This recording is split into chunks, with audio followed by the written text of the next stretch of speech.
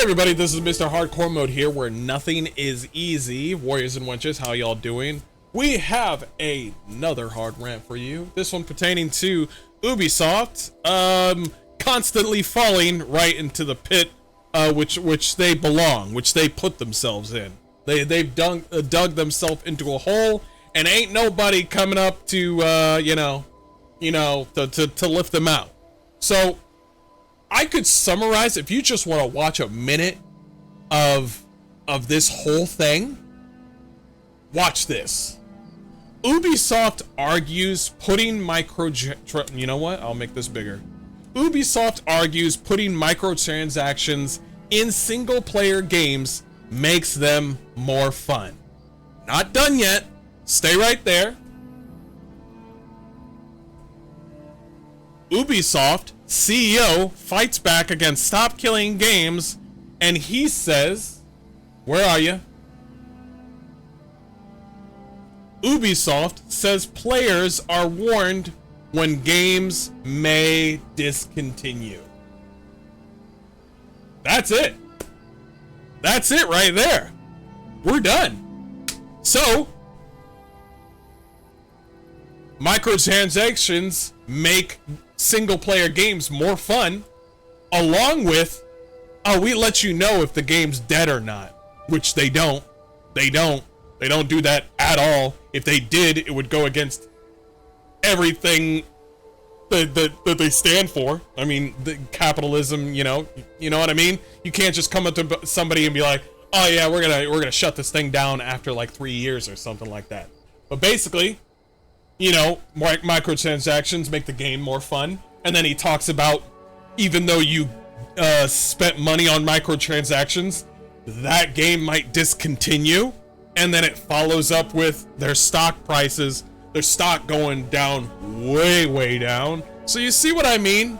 That's literally mostly what I'm going to talk about in this hard rant, because I just find it's like Guillemot or Ubisoft are basically, they're fucking themselves in more ways than one. They've been lying to their own investors. Tencent, they opened the doors to Tencent, and now they're getting fucked by a Chinese small cock. And now they can't shut the fuck up. Now they got this stop. By the way, it's a good thing that Ubisoft is mentioning Stop Killing Games, because that means that we are heading towards somewhere. By the way, we've reached 1.4 million signatures. I know the Ross guy doesn't want to say we did a good job, because he'll only say that when we reach the end game. He'll only say that because he's trying to choose his words carefully. He doesn't want to what's the word? He doesn't want to put all his chickens in one basket, if you know what I mean. But this is what Ubisoft pretty much means. Microtransactions make the game more fun, but at the same time, for some odd reason, we let you know about the games that have live services are going to end. So how the fuck does that even happen? They could also discontinue. I want you all to know this. All of Ubisoft games rely on you to be online. Except the old games. The old games don't require you to be online, but the new games, all of the new games with Ubisoft require you to be online all the time. So it's like, even with Assassin's Creed Shadows, the game that they've been lying about how many players are playing the game, it's like they require you to use the, what's it called, the Ubi Play Connect thing, and you have to sign up, you have to update the game, and they put themselves in a launcher live service position because they love making single player games a live service. Don't know why, but they put themselves in a position where even if they have microtransactions, they could just terminate your game even though you spent money on it. This is like, oh, we noticed that nobody wanted to buy this game that we made. So even though you spent money, even though you spent money on this game, we're just going to discontinue it because nobody wanted to play it, much like Concord. But anyway, I find this whole thing absolutely hilarious because this guy right here, we've already heard that he wants to, right now, Stop Killing Games is going through some accusations that are just downright, what's the word I'm looking for? Irrelevant, and they're just straight up accusations. They're playing dirty. They're trying to put as much dirt on Stop Killing Games until they're muffled out, which is not gonna happen. It's just not. But they have this going on with themselves. They also they still have that badge of honor of their sexual harassment charges that's still underway. They still have the crew to deal with. That's another lawsuit. Their investors are pissed at this dude, and they won't shut the fuck up about microtransactions. If anything, they double down about you should be happy about not owning your games. So, when you see this, you should just look at this and be like, man, couldn't be me.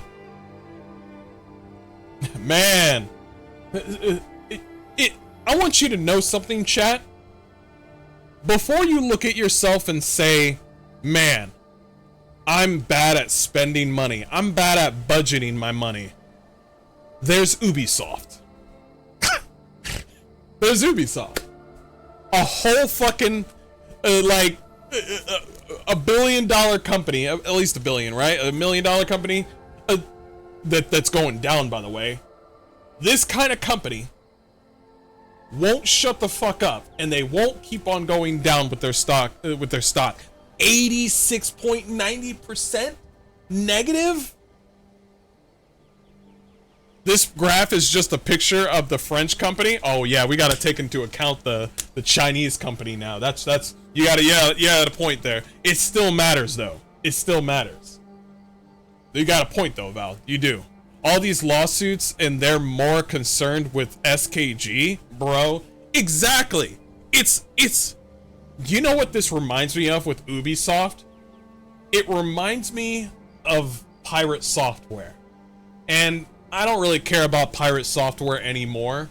I just look at it as like Pirate Software and Ubisoft are kind of like the same because they won't shut up, they won't admit that they were wrong, and they won't change course at all. Everybody knows about accountability. Everybody has to go through accountability. Everybody messes up sometimes.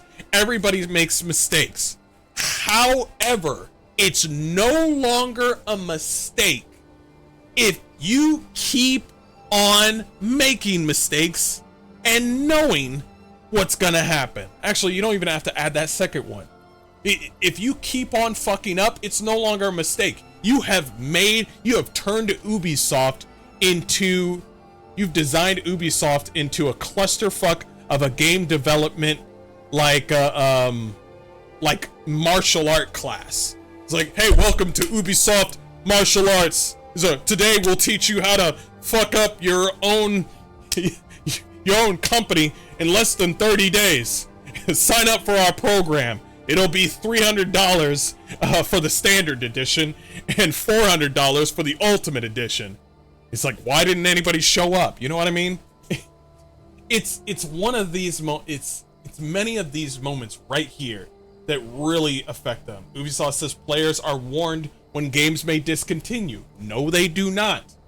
No, they do not.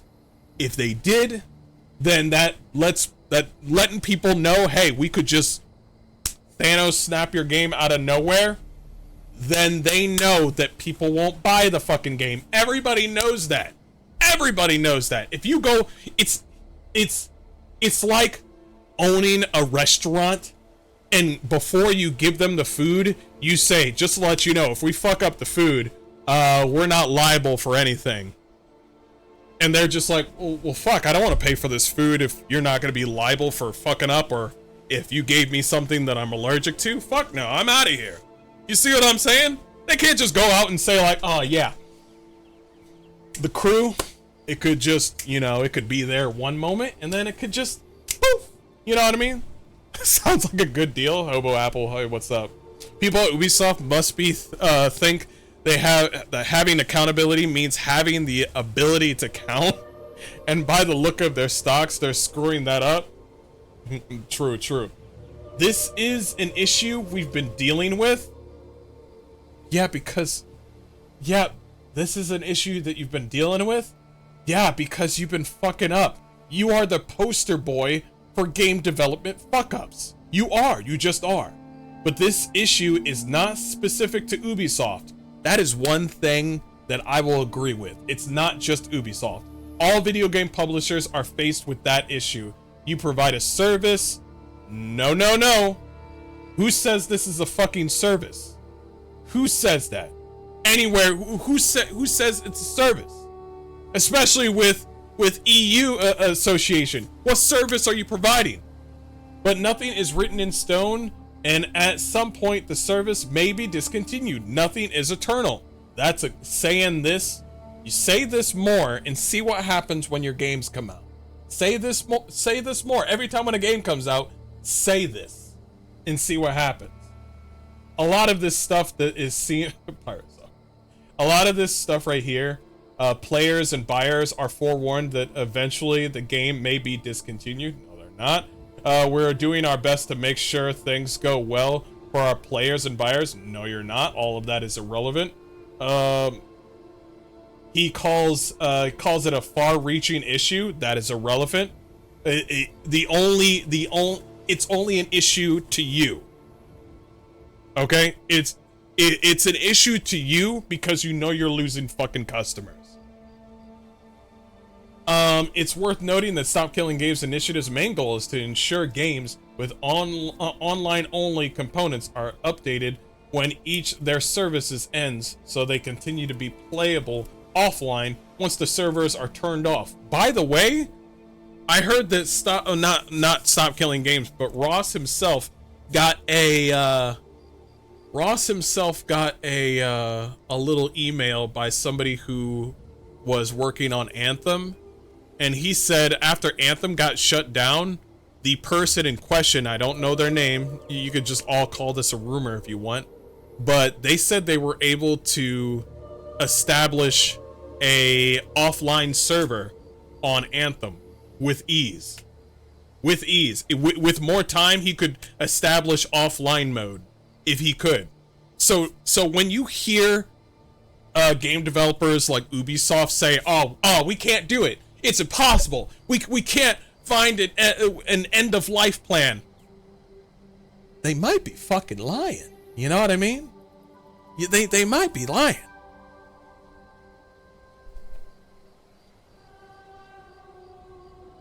But anyway, the Yanks are still bitching about EU looking into this. Your commie government will F it up.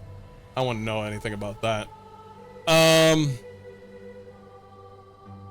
Yeah, it takes 5 seconds to make something peer-to-peer. We've been talking about peer-to-peer for a long time, guys, and we've already cracked the code to take care of end of life. This is why I don't believe in the whole service, because they're not making it a service. They're not making it a service when we cannot be served. You see, I know this sounds corny as fuck, but what I'm saying is, if you cannot come up with this the set of tools and the setup to like make sure that the games that we enjoy, especially our old games, especially you know any game from any timeline, especially when it comes to online games, if you cannot figure out or crack the code to make sure that the games that we buy are permanent, then there's only two options. We either change the rules or we don't buy your game. There's a lot of F the customer. Yeah, you're right. There's a lot of F the customer. But Hobo Apple says, and also I'm fine with giving a random person developing a game 10 to 30 bucks along, as long as they have good intentions in mind. But I'm not fine with giving Ubisoft a single more dollar. And that's it, baby. That's it. That's what's been going on lately. A lot of people are just looking at Ubisoft and saying, this is the poster boy for not how to deal with, you know, being a game developer. Everybody's looking at Ubisoft like, this is what you don't do if you're a game developer. And that's that. By the way, Expedition 33 with former Ubisoft devs are doing well, by the way. Just saying. Just saying.